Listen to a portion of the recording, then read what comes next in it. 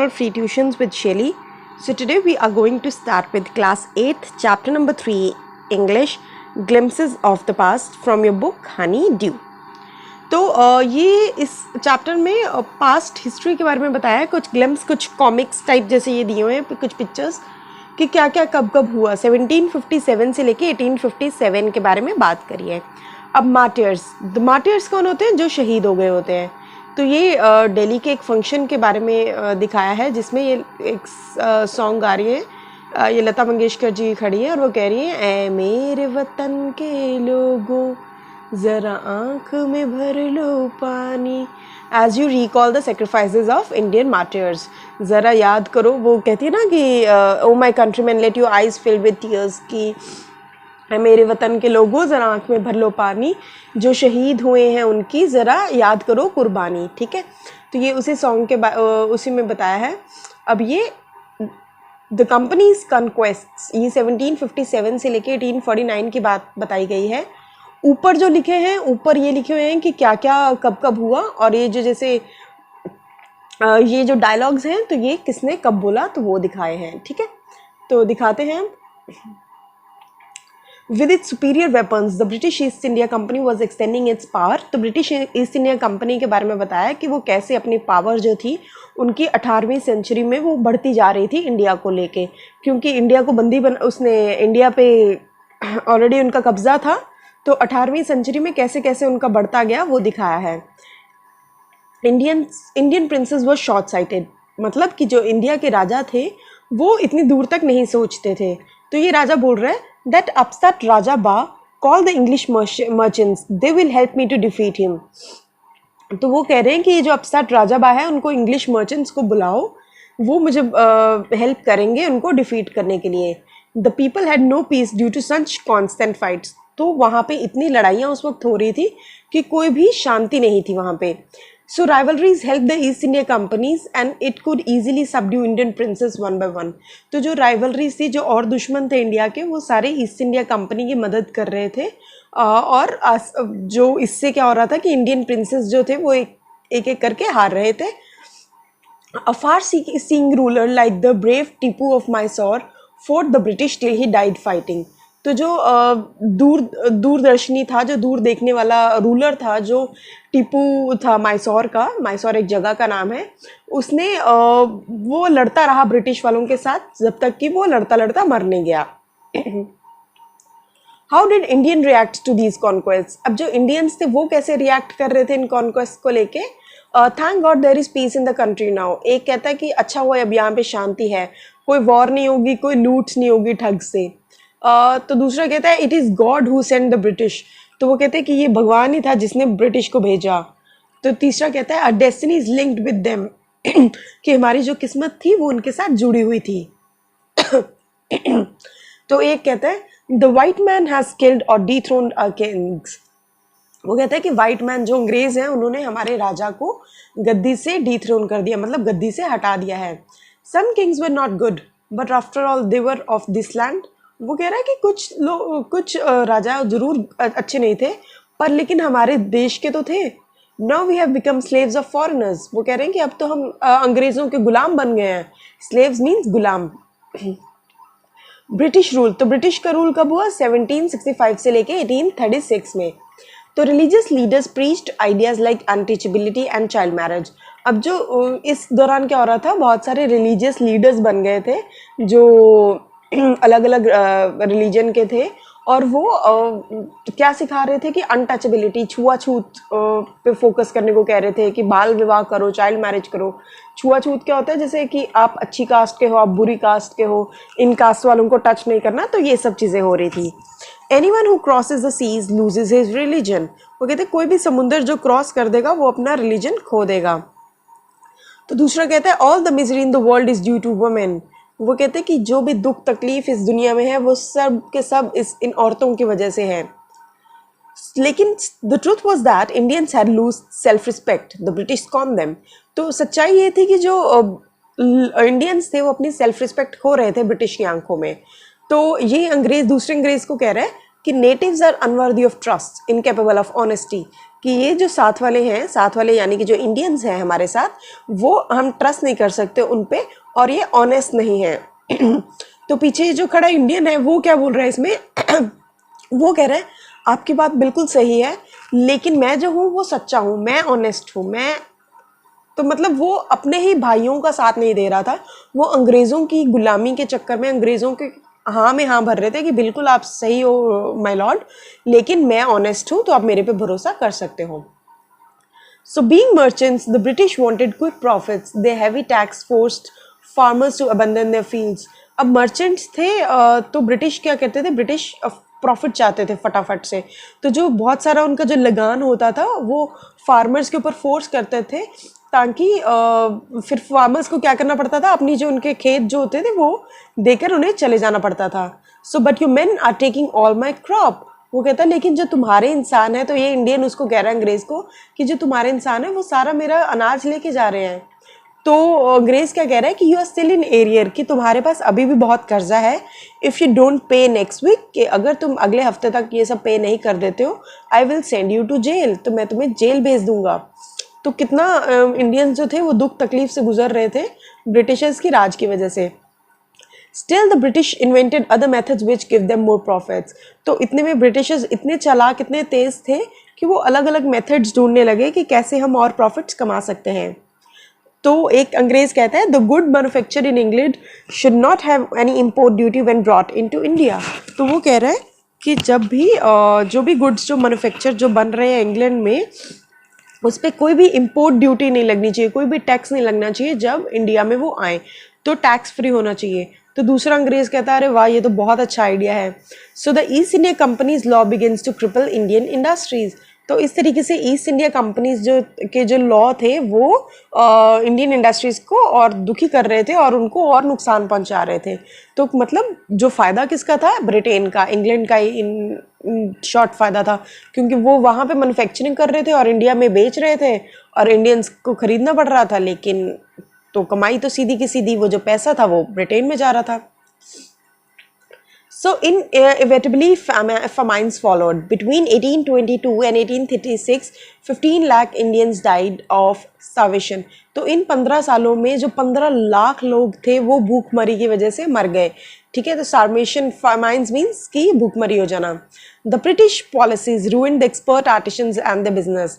तो British policies की वजह से, जो ब्रिटिशर्स ने पॉलिसीज़ बनाई थी इंडिया के लिए, उनकी वजह से जो एक्सपर्ट हमारे आर्टिशंस थे, जो बिजनेस कर रहे थे और जो कारीगर थे, वो सब सबका नुकसान हो गया और वो सब तहस नहस हो गया उनका काम, सब पॉलिसीज़ की वजह से। अब आए राजा राम मोहन राय फोर्थ में 1772 से 1833 में। Raja Ram Mohan Roy a learn man from Bengal, बहुत इंटेलिजेंट इंसान थे बंगाल से। उन्हें समझ आने लगा कि क्या गलत हो रहा है कंट्री में। तो वो कहते हैं let us not despise ourselves, ancient culture is great. वो कहते हैं हम अपने आप को छोटा ना समझें, हमारा जो कल्चर है हमारा पुराना बहुत ग्रेट है, and we are capable of greater achievements. और हमारे पास हमारे पास इतनी है, कैपेबल है कि हम बहुत कुछ अचीव कर सकते हैं, बहुत कुछ पा सकते हैं। हमें अपनी सोसाइटी को रिफॉर्म करना चाहिए, मतलब दोबारा से उसे खड़े करना चाहिए।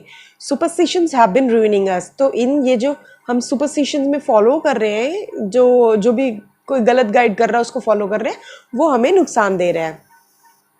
ठीक है, उसके बाद he told his wife Uma, तो उसने उसके वाइफ उमा को बोला कि काउस जो है वो अलग कलर्स की हैं, लेकिन जो इनका दूध है वो तो बिल्कुल सेम कलर का है ना। तो इसी तरीके से जो टीचर्स हैं अलग अलग, उनकी अलग अलग ओपिनियंस होती है, लेकिन हर एक रिलीजन, हर एक धर्म का जो एसेंस है, जो एक मेन चीज़ है वो बिल्कुल सेम है, जो क्रक्स है, जो निकलता रिजल्ट, वो सेम चीज़ों पे फोकस करते हैं। He was attracted by science and modern knowledge. तो वो साइंस और मॉडर्न नॉलेज से अट्रैक्ट हो रहे थे। Knowledge should be practical and scientific. तो वो कहते हैं कि नॉलेज जो होती है वो प्रैक्टिकल होनी चाहिए और साइंटिफिक होनी चाहिए। He crossed the seas and went to England to see what made the British powerful. तो वो अपने समुद्र पार करके इंग्लैंड गए। उन्होंने नहीं सोचा कि मेरा धर्म खत्म हो रहा है, तो वो इंटेलिजेंट थे, इसलिए वो समुद्र पार करके गए, इंग्लैंड गए, और उन्होंने देखा कि ब्रिटिश को क्या चीज़ है जो पावरफुल और बना रही है। फिर उन्होंने आकर कहा उन्होंने वहाँ जाकर बोला that we accept you as a rulers, कि हम आपको एक्सेप्ट करते हैं, हमने मान लिया कि आप हमारे ऊपर रूल कर रहे हो, and you must accept us as subject. तो आपको भी हमें एक्सेप्ट करना पड़ेगा एज ए सब्जेक्ट कि राजा, जैसे अगर आप हमारे राजा हो तो हम आपकी प्रजा हैं। But you must remember the responsibility a ruler owes to his subjects. लेकिन आपको वो रिस्पॉन्सिबिलिटी निभानी पड़ेगी जो एक राजा अपनी प्रजा की तरफ रखती है। So he started newspaper but the suspicious British stopped them in 1823। तो उसने एक न्यूज़पेपर भी बनाया था जो कि ब्रिटिशर्स ने बंद करा दिया था 1823 में। उसके बाद ऑपरेशन 1765 से लेके 1835 में ऑपरेशन आता है। But the British continued to oppress Indians. तो वो अभी भी दबा रहे थे, ऑपरेशन मीन्स दबाव डालना, लेकिन ब्रिटिश जो था वो इंडियंस को अभी भी दबा रहा था। 1818 में उन्होंने एक रेगुलेशन 3 पास किया। अंडर इट उसमें लिखा था कि इंडियंस कोई भी कभी भी जेल भेज सकते हैं हम, तो हमें उनको कोर्ट में लेके जाने की ज़रूरत नहीं है, जिसका जब मन करेगा हम उनको जेल भेज देंगे। ठीक है, तो चाहे वो सज़ा प्रूव हो या ना हो, but we'll make them go into jail. ठीक है। All the time British officers in India drew big salaries and also made fortunes in private businesses। तो इस दौरान ब्रिटिश ऑफिसर्स जो थे वो इंडिया के, उन्होंने बहुत ज़्यादा बड़ी बड़ी सैलरीज निकालनी शुरू करी और बहुत अपने प्राइवेट बिजनेसेस के सेटअप स्टार्ट कर दिए। ठीक है, तो उसके बाद दिखाते हैं कि by 1829 Britain was exporting British goods worth 7 crore rupees to India. तो 1829 तक ब्रिटेन ने 7 करोड़ रुपए इंडिया से एक्सपोर्ट कर दिए। ब्रिटिश के गुड्स जो थे वो एक्सपोर्ट करे 7 करोड़ के इंडिया में, मतलब 7 करोड़ रुपए के चीज़ें जो थी वो बाहर से इंडिया में लेके आया। ठीक है, बेचने के लिए, ताकि उनका प्रॉफिट हो। अब आप 7 करोड़ रुपए के कितना पीछे प्रॉफिट होगा देखो। So the British prospered on the company's loot while Indian industries began to die. तो ब्रिटिश की कंपनीज जो थी वो उतनी फल रही थी जो उन्होंने लूट मचा रखी थी उस वजह से, लेकिन इंडियन इंडस्ट्रीज जो थी वो मरती जा रही थी। So Governor General Bentinck reported back home. तो इतने में गवर्नर जनरल जो बेंटिक है वो घर वापस आते हैं। तो वो कहते हैं the bones of cotton weavers are bleaching the plains of India. तो कि जो कॉटन वीवर्स की जो हड्डियां हैं और they are bleaching the plains of India, उससे जो इंडिया के प्लेन्स हैं वो ब्लीच होते जा रहे हैं, रंग उन पे लगता जा रहा है। अब आती है डिससेटिस्फेक्शन जो 1835 से लेके 56 के बारे में हुई, बीच में हुई। Education in India was in Persian and Sanskrit. तो इंडिया की जो एजुकेशन थी वो पर्शियन और संस्कृत में थी, लेकिन 1835 में इंग्लिश मैन जो मैकलाई था उन्होंने एक चेंज सजेस्ट किया। वो कहते हैं कि हमें जो नेटिव्स हैं, जो हमारे साथ के भाई हैं, उनको हमें इंग्लिश लैंग्वेज में पढ़ाना चाहिए। तो वो कहते हैं आई अग्री। तो English education produce clerks to home the British give petty jobs under them। Incidentally, it also produced a new generation of intellectuals। तो इससे क्या हुआ कि इंडियन इंग्लिश एजुकेशन जो थी, कुछ क्लर्क्स बने उसमें से ताकि थोड़ा बहुत कुछ लोग पढ़े, और एक नई जनरेशन प्रोड्यूस हुई जो थोड़े इंटेलिजेंट, जो थोड़े समझदार थे। We must educate our brothers. वो कहते हैं हमें अपने भाइयों को ज़रूर एजुकेट पढ़ाना चाहिए और उनकी मटीरियल कंडीशंस को थोड़ा इम्प्रूव करना चाहिए। तो for that we must convey our grievances to the British parliament. तो इसके लिए हमें ब्रिटिश पार्लियामेंट को शिकायत ज़रूर करनी चाहिए ताकि वो भी कुछ पढ़ सके। तो 1856 देखो, अब जो येलो वाला पार्ट पहले हमने देखा था वो कितना था इंडिया के पास और कितना ब्रिटिश के पास था, और अब देखो कि पूरा पिंक एरिया जो है वो ब्रिटिश के पास है 1856 में, और येलो सिर्फ इंडिया के पास रह गया है। तो मतलब ये पिंक वाले पार्ट पे पूरा ब्रिटिशर्स का राज हो गया था।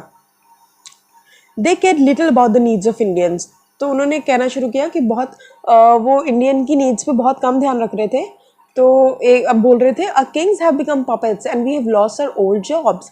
तो लोग बात करने लगे थे कि जो हमारे राजा हैं वो नौकर बन गए हैं, वो एक स्लेव बन गए हैं, और हम अपनी नौकरियां जो है हम गंवा रहे हैं। तो वो कहता है हमारे लैंड भी they are converting our brothers, कि वो हमारे भाइयों को कन्वर्ट कर रहे हैं, उनका रिलीजन चेंज कर रहे हैं। हिंदूज जो है वो क्रिश्चियंस बन रहे हैं। You only talk, do something to drive them out. वो कहते हैं कि एक लड़का कहता है उसमें से कि तुम सिर्फ बात करते हो पर कुछ करते तो हो नहीं करने के लिए, चेंज करने के लिए। तो इस तरीके की बातें हो रही थी। तो अब द स्पार्क्स 1855 से लेके 57 के बीच में taxes continue to ruin the peasants. तो जो टैक्सेस थे वो लोगों को अभी भी मार रहे थे, नुकसान पहुंचा रहे थे। In Bengals the Santhals who had lost their lands under new land rules become desperate. तो अब जो वेस्ट बंगाल की बात करें तो संथल एक जगह है जिन्होंने संथल्स ने अपनी ज़मीन जो थी उनकी नए लैंड रूल्स की वजह से खो दी थी, तो वो और दुखी हो रहे थे इस वजह से। तो 1855 में they rose in rebellion and massacred Europeans and their supporters alike, तो वो वहाँ पे लड़ाई के लिए खड़े हो गए। Discontent was brewing in the East Indian company's army too, तो इस तरीके से जो डिसकंटेंट था वो ईस्ट इंडिया कंपनी की आर्मी में भी आ रहा था। The white soldier gets huge pay mansions to live in servants while we got a pittance and slow promotions। तो ये सब कह रहे थे कि वाइट सोल्जर जो है उनको तो इतना सैलरीज मिलती है, इतनी प्रमोशंस मिलती है, लेकिन हम इंडियंस को कुछ नहीं मिल रहा। The angrez ask us to cross the sea which is against our religion, who is the topi wala to abolish our age old customs, we must drive out the angrez. तो वो सबके दिमागों में ये आने लगा कि अब अंग्रेजों को निकालो यहाँ से। So sipahi Mangal Pandey attack the adjutant of his regiment and was executed. तो जो सिपाही मंगल पांडे था उसने अटैक करा था अपने रेजिमेंट पे और उसको वहाँ से निकाल दिया था। सो थाउजेंड्स ऑफ अदर सिपाहीज रिवोल्टेड, तो इसी तरीके से और भी बहुत सारे जो सिपाहीज थे उन्होंने रिवोल्ट किया। They were stripped out of the uniform, तो जो आर्मी वाले थे, जो कुछ इंडियंस भी थे उनके पास, तो उन्होंने भी ऐसे किया और उनको नौकरियों से निकाल दिया था, ठीक है। और उनको पुट इन ह्यूमिलेटेड, उनको ह्यूमिलेट करके उनको आयरन्स मीन्स उनको जेल में बंद कर दिया था। Few Englishmen had cared to understand Indian customs or the people's mind। तो कई इंग्लिश लोग थे जो जिन्होंने केयर किया कि हम भी समझे इंडियन के कस्टम्स को। तो वो कहता है कि ओह प्राउड ब्राह्मण सोल्जर्स, तो उन्होंने बताया कि तुम इतने प्राउड हो ब्राह्मण सोल्जर्स, तुम्हें पता है कि जो तुम ये बुलेट जो बंदूक में डलती है उसको किस चीज़ से ग्रीस किया जाता है, जो तुम मुंह में डालते हो वो काउज और पिग्स के फैट में से बनती है। तो वो कहता है क्या, the white man has deceived us too. तो मतलब उनको ये चीज़ें पता लगने लगी कि अरे ये क्या हो रहा है हमारे साथ। So soon chapatis were sent from village to village to tell the people that the emperor would want their services. तो इतने में ही जो चपातीज थी वो अलग अलग गांव में जाने लगी कि हम सबको इकट्ठा होके इन अंग्रेज़ों के खिलाफ लड़ना चाहिए। Yes all my village man will be ready. तो वो सब धीरे धीरे जैसे किसी को कानो कान खबर ना हो, और वो धीरे धीरे सब अंग्रेज़ों के अगेंस्ट हो रहे थे कि हम अब फाइट करेंगे। So similarly lotus flowers circulated among Indian soldiers. तो लोटस के जो फूल थे वो इंडियन सोल्जर्स में सर्कुलेट होने शुरू हो गए। डेथ टू द फॉरेनर, तो मतलब ये एक तरीके से सीक्रेटली हो रहा था। So the masses give all help and shelter to the patriots. तो मासेस जो थे वो सब एक दूसरे की हेल्प कर रहे थे, शेल्टर्स दे रहे थे पैट्रियट्स को भी। अब आ गया revolt 1857। Then there was a violent outbreak at Meerut. तो मेरठ में जो यूपी में है अभी, वहाँ पे एक वायलेंट बहुत लड़ाई झगड़ा हुआ वहाँ पे। The sepoys march to Delhi. तो सीपॉयज जो थे वो दिल्ली में मार्च करते हुए गए। Long live our emperor Bahadur Shah. तो वो बहादुर शाह की बढ़ाई में गए वहाँ पे। The rebellion spread wider. तो रिबेलियन जो था वो ज़्यादा और बढ़ता जा रहा था। Many landlords had lost their lands because of the British policies and they were sore. तो बहुत सारे लैंडलॉर्ड जो मकान मालिक थे उनकी जो ज़मीनें थी वो जा चुकी थी ब्रिटिश की। तो बहुत सारे लैंडलॉर्ड्स थे जिन्होंने अपना लैंड डुबा दिया बिकॉज इन पॉलिसीज़ की वजह से। So the white man rule must and. तो वो सब कह रहे थे कि वाइट मैन का जो रूल है वो ख़त्म हो जाना चाहिए और हम आपकी मदद करेंगे इसमें। अब आता है द फाइट फॉर फ्रीडम 1857 की बात करिए। So many former rulers like Begum Hazrat Mahal of Lucknow और बिटर। तो वो भी कह रही थी कि मेरा किंगडम ले लिया है, और वो बहुत गुस्से में थी। और बहुत सारे पॉपुलर लीडर थे लाइक मौलवी अहमदुल्ला की तरह जो फैज़ाबाद के थे, उन्होंने कहा कि उठो मेरे भाइयों, और जो अंग्रेज़ हैं वो हमारा नुकसान कर रहे हैं। तो ये सारे अब ज्वाइन कर रहे थे अपसर्च फॉरेनर्स के अगेंस्ट। तो people rose everywhere in Bareilly, Kanpur, Allahabad, हर एक जगह से लोग उठ के आ रहे थे।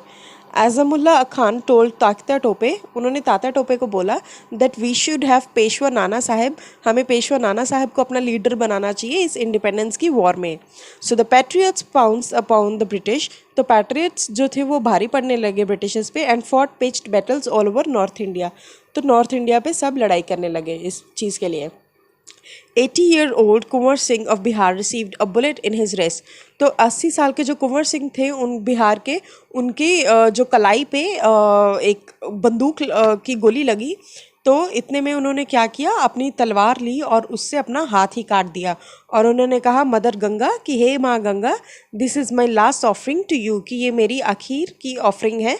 और उसके बाद वो मर गए। So with this we have finish your chapter. आपको वीडियो चैप्टर अच्छा लगा हो तो प्लीज़ इस वीडियो को लाइक कीजिए, कमेंट करें और शेयर करना ना भूलें अपने दोस्तों के साथ।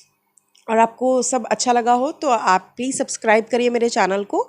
आपका और क्लास साइंस 8th का साइंस, इंग्लिश, बाकी सारे चैप्टर्स सॉल्व हैं सब्जेक्ट्स वाइज और प्लेलिस्ट में आप चेक कर सकते हो। So with this we have finish a chapter. Till then take care, bye, have fun.